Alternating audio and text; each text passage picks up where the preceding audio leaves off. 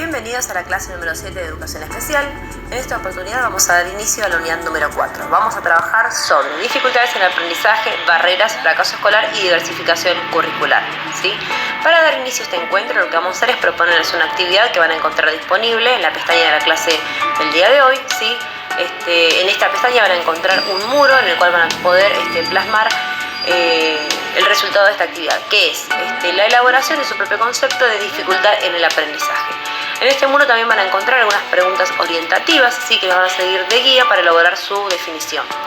Entonces, vamos a partir de una pregunta inicial que es ¿qué son las dificultades en el aprendizaje? Luego podemos cuestionarnos acerca de en qué ámbitos se dan las dificultades en el aprendizaje, qué sujetos pueden presentar dificultades en el aprendizaje, si las mismas son transitorias o permanentes, y si también traen implicancias en lo que es la calidad o cantidad de conocimientos que un sujeto puede adquirir a lo largo de su desarrollo. Entonces, a partir de estas preguntas y de las preguntas que ustedes mismos puedan generarse, ¿sí? Van a elaborar el concepto de dificultad en el aprendizaje.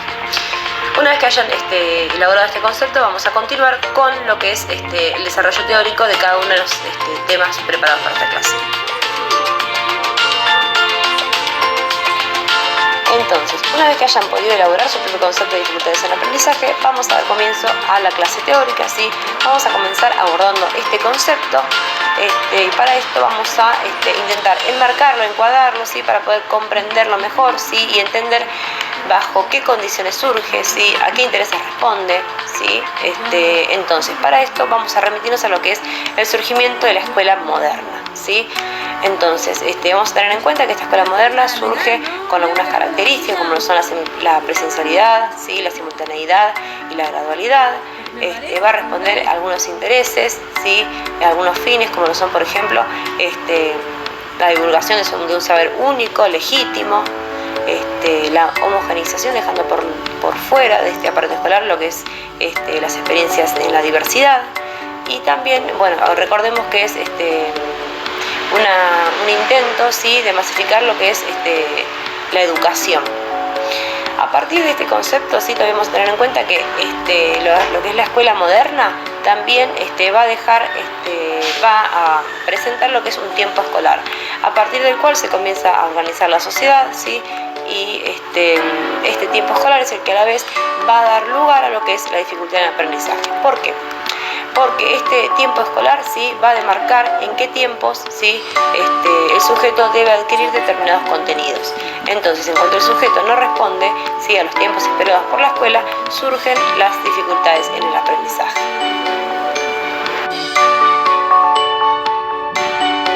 Entonces, a la medida que vayamos avanzando con el abordaje teórico, ¿sí? De la clase, vamos a ir presentando algunas filminas en las que vamos a ir marcando aquellos conceptos que nos consideramos claves, que queremos que tengan en cuenta a la hora de abordar la lectura de la bibliografía por su parte, ¿sí? Entonces, como vimos recién, ¿sí? Tenemos el marco contextual en el que surgen los motivos, ¿sí? Las causas del surgimiento del concepto de dificultades en el aprendizaje. Vamos a continuar con el desarrollo, ¿sí? Para continuar con este desarrollo del concepto de dificultades en el aprendizaje, vamos a tomar la concepción de aprendizaje de dos autores que tenemos incluidos en la bibliografía, ¿sí? Que son Lucio Cerdá y Norma Filidoro. Entonces, de acuerdo a Lucio Cerdá, ¿sí? Este autor nos va a presentar dos principios, ¿sí? Fundamentales para concebir el aprendizaje. El primer principio es que al tratarse el aprendizaje de un proceso muy complejo, ¿sí? No va a ser posible abordarlo desde una sola disciplina. Por eso mismo es que propone la interdisciplinaridad. El segundo principio se desprende del anterior, ¿sí? Como es un proceso de extrema complejidad, lo vamos a concebir como una integración entre la interacción del sujeto, no solo con su dotación genética, ¿sí? Con el medio, sino también a partir de las características propias de la especie humana, ¿sí? Que son la cultura, la significación y el lenguaje. Entonces, también Lucio Cerdá lo que nos va a proponer son dos extremos falsos, ¿sí? En los que no debemos caer a la hora de trabajar. Entonces, con lo que es el aprendizaje, ¿sí? O abordar, ¿sí? En realidad lo que es el aprendizaje o las perturbaciones en el aprendizaje. Estos dos principios o falsos extremos, ¿sí? Son la creencia de que una perturbación en el aprendizaje tiene consecuencias, ¿sí? De una patología de base, ¿sí? De una patología biológica de base, ¿sí? Y la segunda es que toda perturbación en el aprendizaje trae como consecuencia o el fracaso escolar. Entonces, esto es lo que nos propone Lucio Cerdá. Por otro lado, mencionamos a Norma Filidoro, ¿sí? Este autor lo que nos va a proponer es el aprendizaje como una construcción, ¿sí? Apropiación del conocimiento a partir de la interacción entre los saberes previos del sujeto, ¿sí? Y el medio y las particularidades del objeto. Entonces, en la medida que vayamos avanzando con el desarrollo de la clase, vamos a ir intercalando algunas filminas, ¿sí? Que van a denotar aquellos conceptos claves que nosotros queremos que tengan en cuenta a la hora de abordar su propia lectura. Como vimos recién, entonces, tenemos el marco contextual en el que surge la dificultad en el aprendizaje, ¿sí? Los motivos, las causas que dieron su origen. Para continuar, entonces, vamos a desarrollar un poco más lo que es el concepto de dificultad en el aprendizaje. Para eso vamos a comenzar por entender lo que es el aprendizaje en sí, ¿sí? Para esto abordamos, consideramos dos autores, que son Lucio Cerdá y Norma Filidoro. Lucio Cerdá lo que nos va a proponer son dos principios fundamentales para concebir el aprendizaje, ¿sí? Estos principios son, primero, concebir el aprendizaje como un proceso complejo que no puede ser abordado desde una sola disciplina, ¿sí?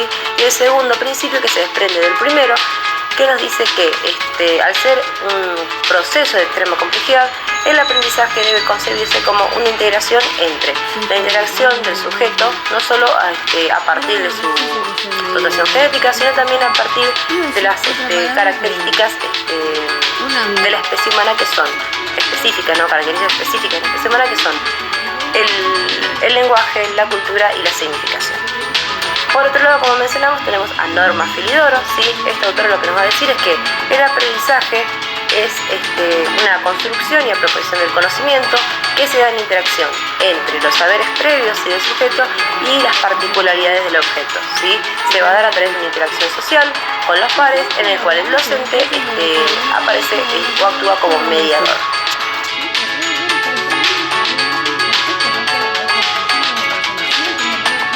Entonces, de acuerdo a lo presentado hasta el momento, lo que vamos a tener en cuenta como concepto clave son los dos principios que menciona Lucio Cerdá para concebir el aprendizaje, los dos falsos extremos en los que no debemos caer a la hora de concebir el aprendizaje, las perturbaciones en el aprendizaje, ¿sí? Estas dos falsas creencias. Y por parte de Norma Filidoro, su definición, ¿sí? de aprendizaje, teniendo en cuenta todos estos conceptos que ella incluye en su definición, que son construcción, apropiación, ¿sí? Interacción con el medio, para comprender un poco más lo que es el proceso de aprendizaje y poder continuar entonces con lo que son las dificultades en el mismo. Con respecto a las dificultades en el aprendizaje, vamos a conocer una clasificación que menciona las dificultades en el aprendizaje primarias y las dificultades en el aprendizaje secundarias. Las dificultades en el aprendizaje primario, ¿sí? Hacen referencia a las que aparecen mencionadas en el Manual de Desórdenes Mentales, ¿sí? Que tienen que ver con la discalculia, la disortografía y la dislexia, ¿sí? Para poder diferenciar estas dificultades en el aprendizaje, ¿sí? Son las dificultades específicas del aprendizaje, así aparecen en este manual, vamos a tener tres criterios que son de especificidad, de discrepancia y de exclusividad, ¿sí? A través de estos tres criterios vamos a poder diferenciarlo de lo que son las dificultades en el aprendizaje primarias y secundarias, ¿sí? Entonces, como dificultad del aprendizaje secundarias, vamos a tener todas aquellas causas por las cuales el alumno no aprende, ¿sí? Pueden ser por alteraciones en lo que es por alteraciones sensoriales, por alteraciones en el sistema nervioso, por trastornos en el neurodesarrollo o por causas genéticas, ¿sí? Por algunos síndromes de origen genético, como lo son aquellos síndromes cromosómicos. Entonces, vamos a continuar entonces profundizando un poco lo que son las dificultades en el aprendizaje secundarias, ¿sí? Teniendo en cuenta que hasta acá lo que mencionamos son orígenes biológicos de dificultades en el aprendizaje. Sin embargo, Silvia Clemenson lo que va a hacer es ampliar un poco este enfoque con respecto a las dificultades en el aprendizaje primarias, ¿sí? Secundarias, ¿sí? Y va a mencionar que otras posibles causas que no recaen sobre el sujeto, y nos va a presentar el concepto de dificultad en el aprendizaje reactivo, ¿sí? Esto que quiere decir es cuando la dificultad en el aprendizaje se da por una falla, ¿sí? En lo que es la interacción entre el sujeto y la institución escolar, ¿sí?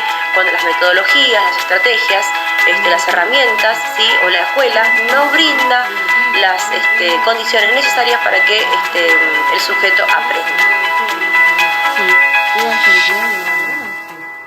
Mira, lo puse así. Lo hiciste re bien. Como otro recurso. Bueno, entonces, de acuerdo a lo que desarrollamos recién, los conceptos más importantes de este apartado van a ser las dificultades en el aprendizaje primarias y las dificultades en el aprendizaje secundario, ¿sí? Vamos a tener en cuenta también este aporte, ¿sí? Que nos parece fundamental que hace Silvia Clemenson en cuanto las dificultades en el aprendizaje no siempre están no siempre devienen necesariamente de una patología, ¿sí? A veces las instituciones escolares son aquellas que dan lugar a las dificultades, a la aparición de dificultades en el aprendizaje, también lo que es el entorno familiar, ¿sí? El contexto, ¿sí? Entonces, lo que nos interesa más resaltar en esta parte es que las dificultades en el aprendizaje pueden tener múltiples causas, sí pueden haber causas orgánicas, ¿sí? Que tengan que ver solo con lo biológico, pero también tenemos en cuenta aquellas posibles causas que tienen que ver con el entorno del sujeto, ¿sí?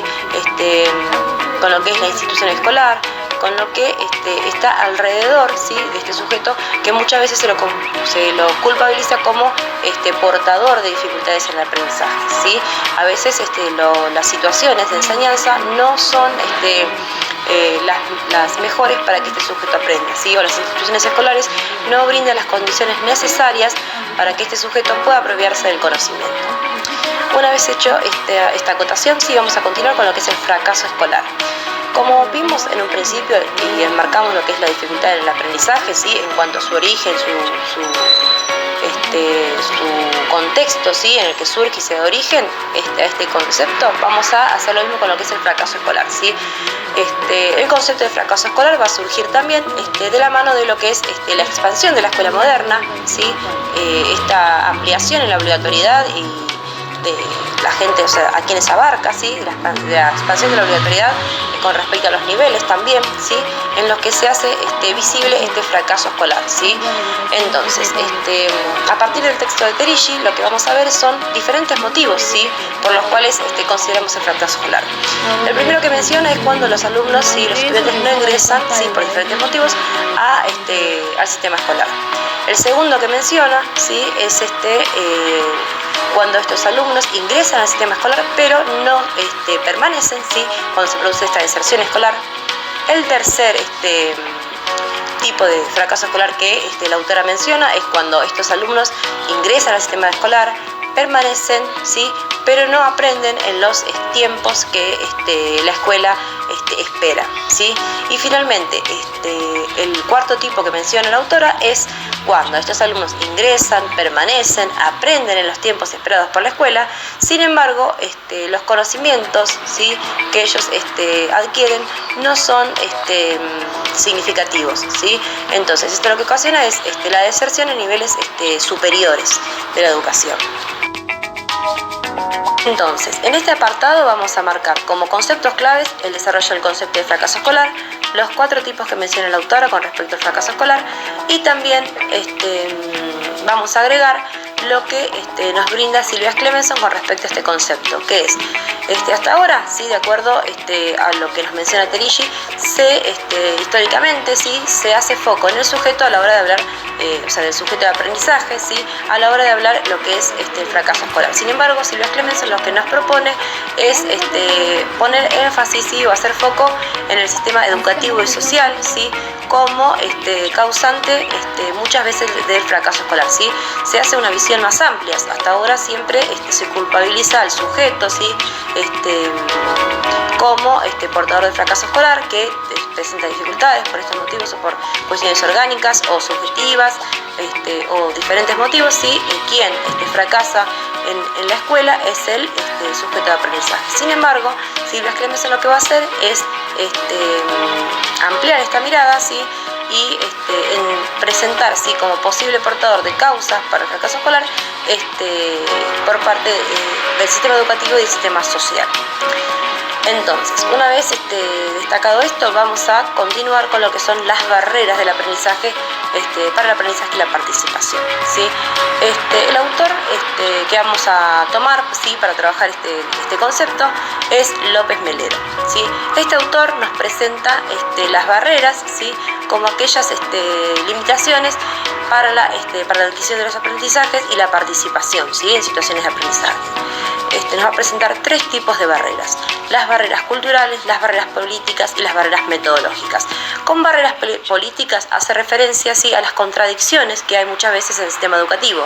Por ejemplo, cuando hablamos de una educación para todos, ¿sí?, sin embargo, damos lugar a lo que son las escuelas de educación especial, o también cuando hablamos de un currículum diverso, sin embargo también consideramos la posibilidad de realizar configuraciones de apoyo o adecuaciones curriculares. Por otro lado, también están las barreras culturales, ¿sí?, que el autor define como aquella actitud del ser humano de hacer diferenciación o de hacer una clasificación de los sujetos cuando, por ejemplo, hablamos de sujetos normales y sujetos especiales, ¿sí?, dentro del ámbito educativo. Por último están las barreras metodológicas, que hacen referencia a más específicamente lo que es el ámbito educativo, ¿sí? Es cuando el sistema educativo no brinda las condiciones necesarias para que el sujeto pueda apropiarse de los conocimientos, ¿sí? Cuando las metodologías, ¿sí?, las estrategias o las herramientas que se brindan no son las que el sujeto precisa para incorporar los contenidos.